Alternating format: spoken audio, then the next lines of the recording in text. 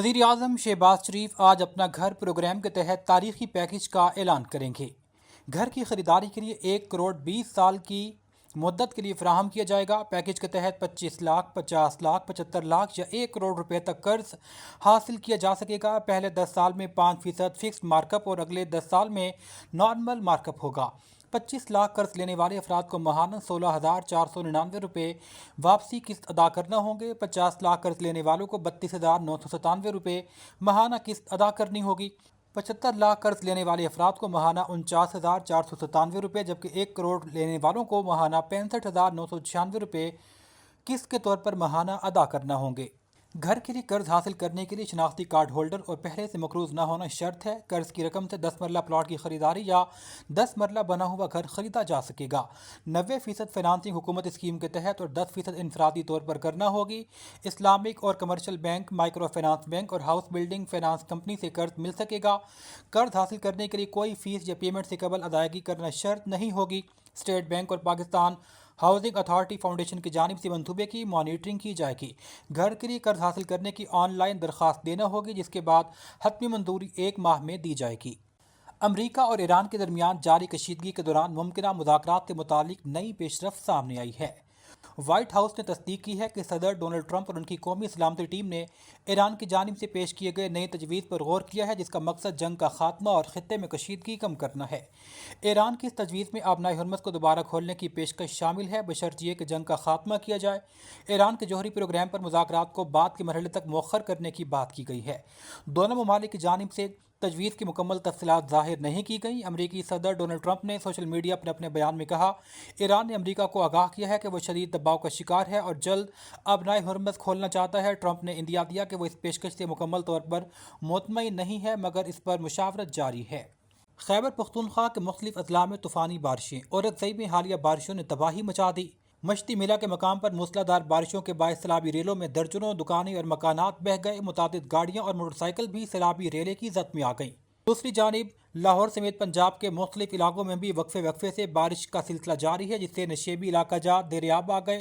चित्राल, दीरबाला, देरी, बाजोड़, सवात, बोनेर, मालाकंड, शांगला, कोहिस्तान समेत खैबर पख्तूनख्वा के मुख्तलिफ अजला में मौसम जुज़वी तौर पर अबर आलूद रहने के साथ तेज़ हवाओं की पेशगोश की गई है।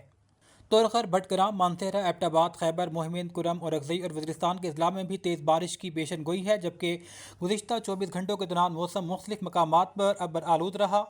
पंजाब और बिलखुसूस जनूबी पंजाब के मुख्तलिफ अजला में भी तूफ़ानी हवाओं और तेज़ बारिश की पेशन गोई की गई है। उकाड़ा से आपको अपडेट करेंगे। राव से दंजम की रिपोर्ट के मुताबिक रात गए डाकुओं की शाहपुर पुलिस पर फायरिंग। SHO शाहपुर इमरान खान बलोच का टीम के हमरा डाकुओं का बहादुरी से ताक़ुब। 33 LL पुल के करीब मुकाबला।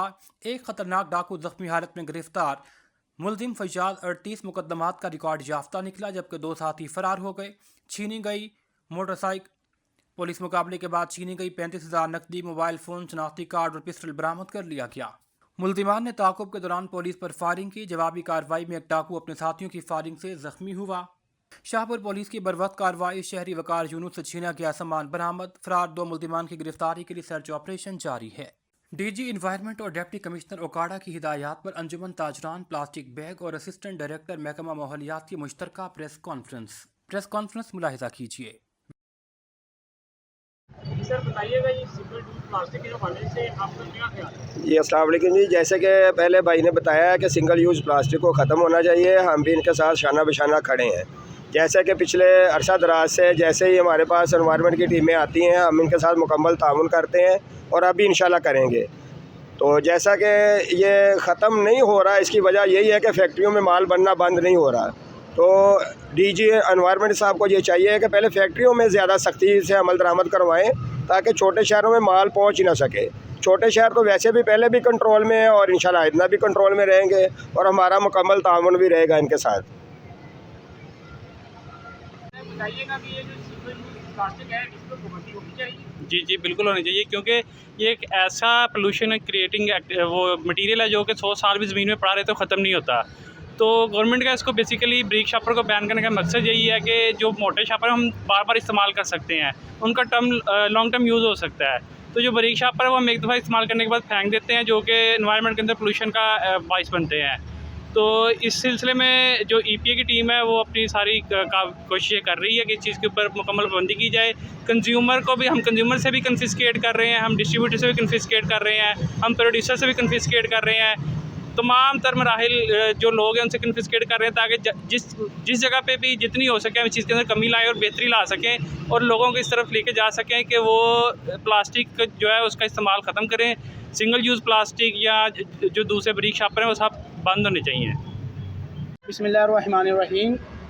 آج ہمارے ادھر اکٹھے ہونے کا ایک ہی مقصد ہے کہ پنجاب گورنمنٹ نے پلاسٹک ریگولیشن 2023 کا نفاذ کیا تھا اور 2024 میں 1 سال کی ڈیڈ لائن دی گئی تاکہ جو سنگل یوز پلاسٹک ہے اس کو ختم کیا جا سکے اور پنجاب کی دھرتی کو ہم نے پلاسٹک فری زون بنانا ہے.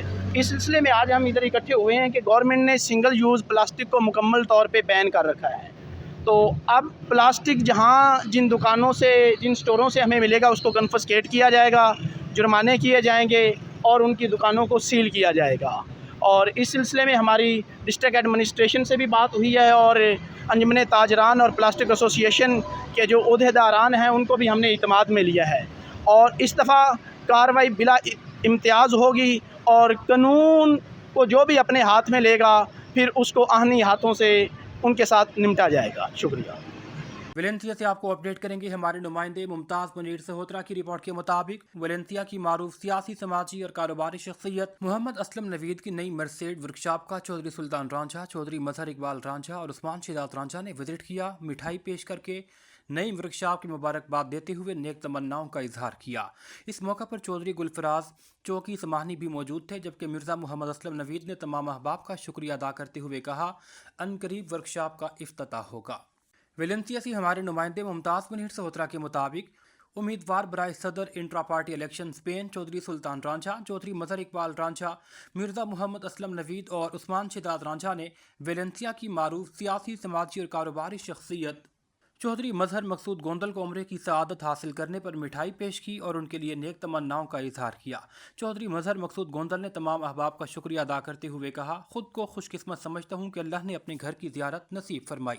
بعد ازاں مہمانوں کی اعزاز میں دہرانہ دیا گیا. جہلم سے ہمارے بیورو چیف راجہ ساجد محمود کی رپورٹ کے مطابق پنجاب فوڈ اتھارٹی جہلم کی ناقص دودھ کے خلاف کاروائیاں. صبح شہر کے داخلی اور خارجی راستوں GT روڈ پر ناکہ بندی کی گئی. 27 دودھ بردار گاڑیوں میں موجود 10,000 لیٹر دودھ کو چیک کیا. 1,040 لیٹر پانی ملا. ملاوٹی دودھ موقع پر تلف. 2 دودھ بردار گاڑیوں کو ناقص دودھ سپلائی کرنے پر 75,000 کے جرمانے عائد کیے گئے. دودھ سرگودا اور منڈی بہاؤالدین جہلم دینا اور سراولپنڈی سپلائی کیا جانا تھا. فوڈ اتھارٹی کی بروقت کارروائی نے شہریوں کو ناقص دودھ پینے سے بچا لیا.